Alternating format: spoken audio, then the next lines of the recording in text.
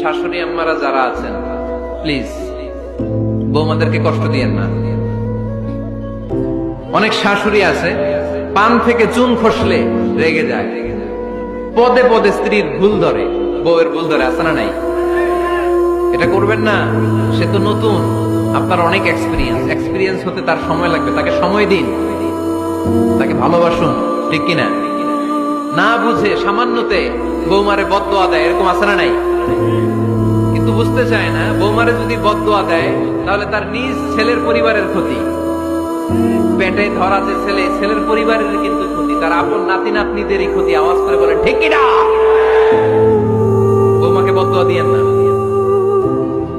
বৌমাকে নিজের মেয়ের মতো দেখবেন। সমাধান আমি দিচ্ছি। কেমন দেখতে হবে?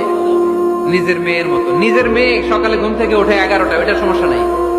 বৌমা কেন উঠলো না? ওইখানেই ঝামেলা, আছে না নাই?